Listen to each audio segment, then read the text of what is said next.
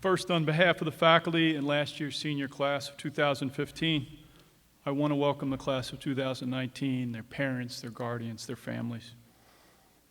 To begin my speech, I'm going to read you a poem fittingly called The Beginning of Speech by Adonis, a Syrian poet, one of the most influential poets of the Arab world. He will be coming to DePauw this September.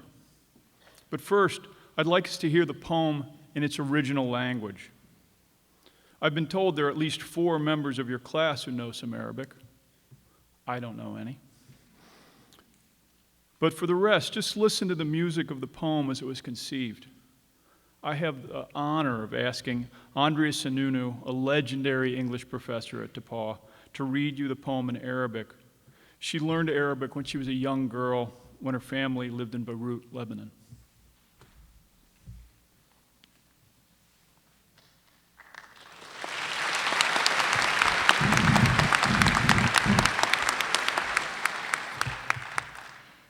أول الكلام ذلك الطفل الذي كنت أتاني مرة وجها غريبا لم يقل شيئا مشينا وكلانا يرمق الآخر في صمت خطانا نهر يجري غريبا جمعتنا باسم هذا الورق الضارب في الريح الأصول وافترقنا غابة تكتبها الأرض وترويها الفصول أيها الطفل الذي كنت تقدم ما الذي يجمعنا الآن وماذا سنقول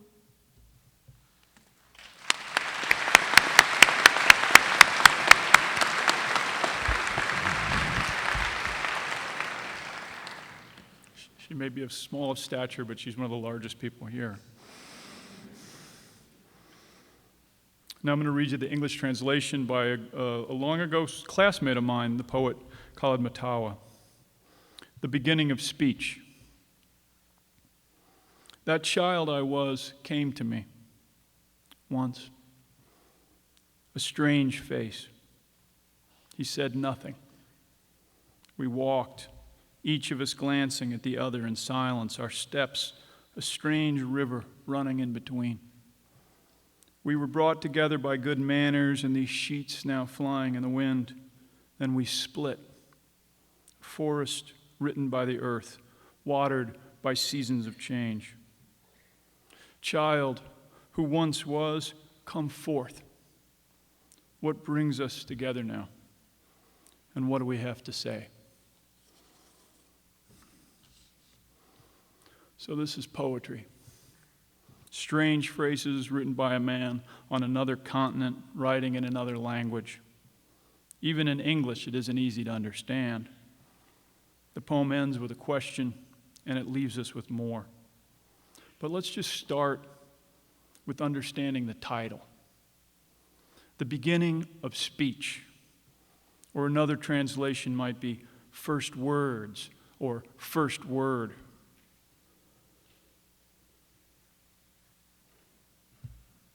These should conjure something for the parents in the room, perhaps more than the students, as one of the lucky parts of being a parent is witnessing the first word and the first words of our children.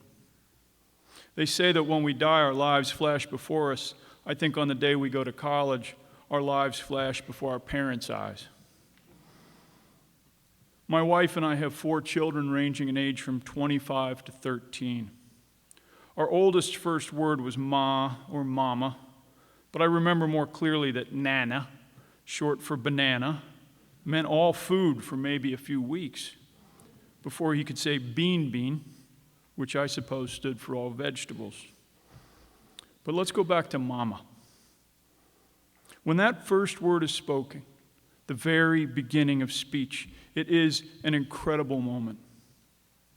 It's probably not coincidence that variations of the syllable ma represent mother in many of the world's languages, from Chinese to Russian to Arabic to English.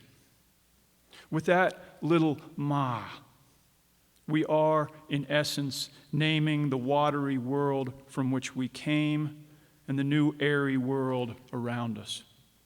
Our whole universe is, for a brief moment, one word, mama.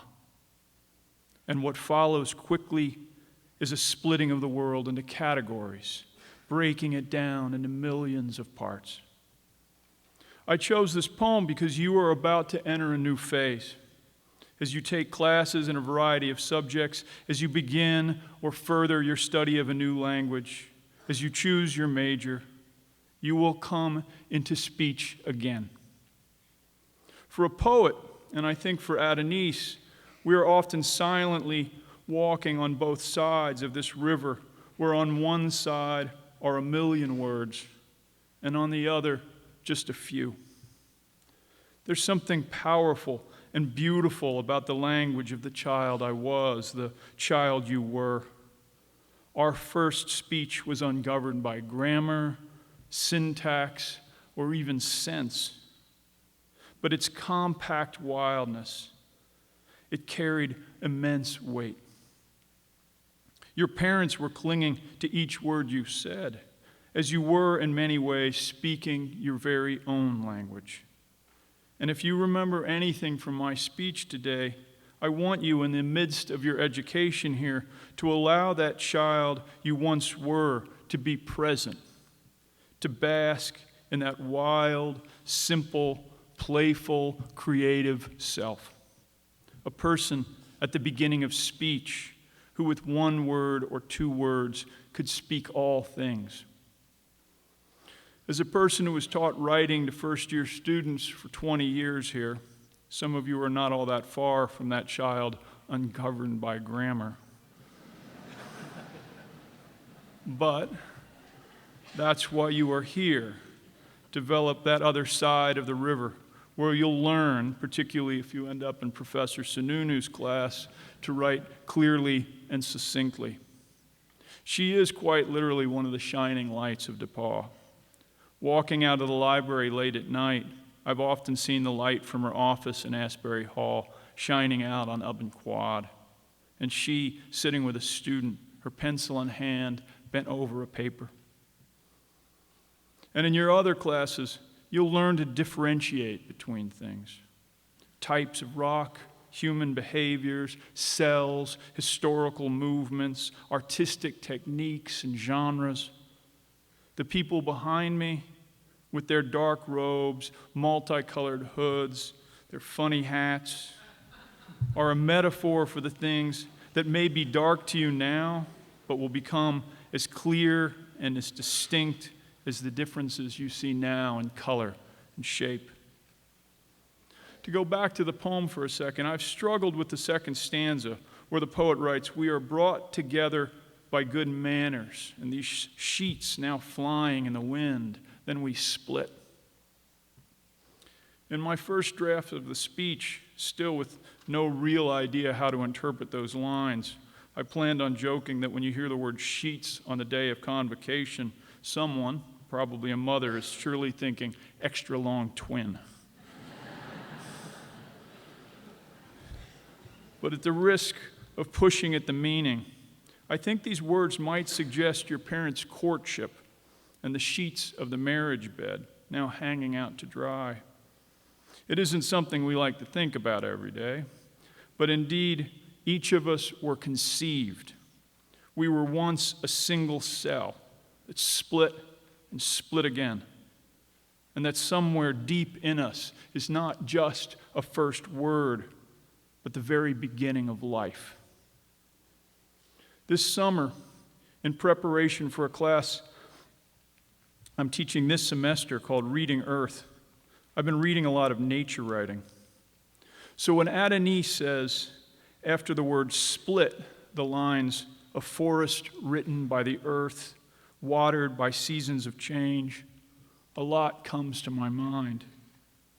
I spent a day with my friend, Associate Professor of Geosciences and Faculty Sustainability Coordinator, Jeannie Pope, out at our nature park, trying to get my head around how old the rocks in the quarry are. Our quarry is from the Mississippian period, which is part of the Paleozoic era. Such terms like Arabic are not a language that particularly comes easy to me. But we sat down by a rock, somewhat randomly, and Jeannie was quickly pointing out crinoids, cephalopods, and brachiopods, invertebrate animals who lived in a shallow equatorial sea between 350 and 330 million years ago. Right here, a half mile or so away, we can go to the remnants of a time about 80 million years before the dinosaurs, and over 200 million years before the first flowers appeared.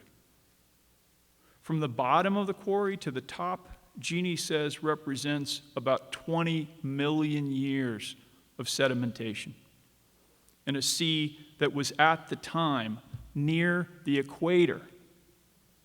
This place, DePauw University, Greencastle, Indiana, is not fixed geographically. It is moving and has moved thousands of miles over millions of years.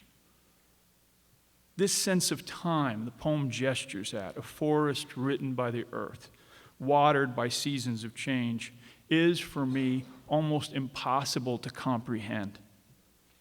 But I think we are being asked to think of ourselves inside this incredibly large universe of time and space.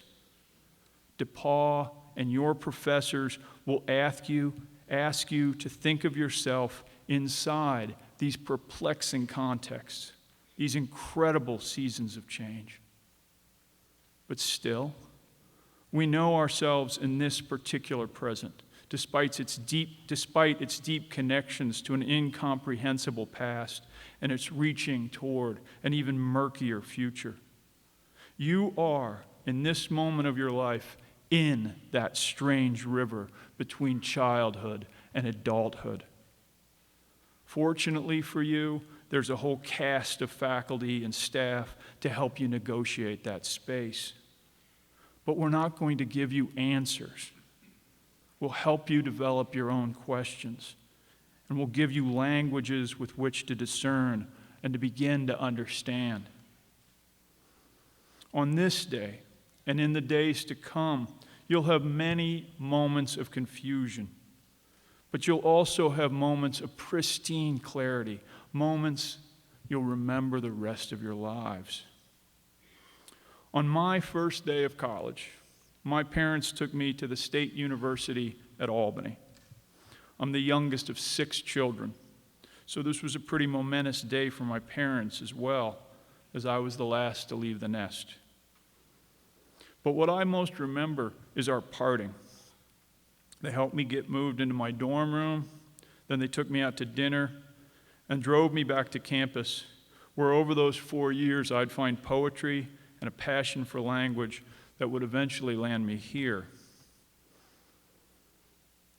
But when my dad pulled in front of the campus, my parents didn't get out of the car. I think now they were eager to get on to a life together without kids.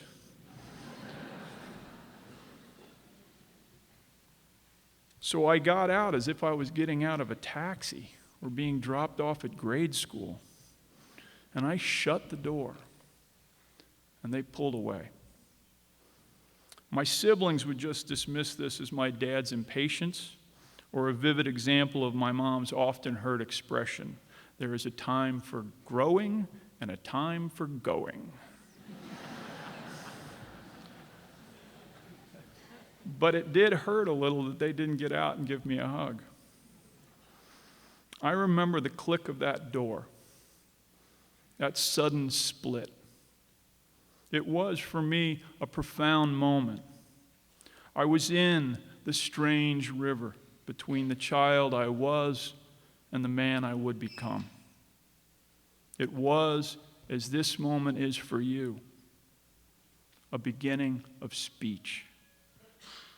And so I leave you in this space just after the click of a car door shutting, reminding you as you move away from the child you were to not leave the child behind, to draw upon that deep primal self, that connection to the earliest life, creative, profound, ever-changing, that lives in each of you. And here's the end of Adonise's poem. Child who once was, come forth. What brings us together now? And what do we have to say? Welcome to DePauw.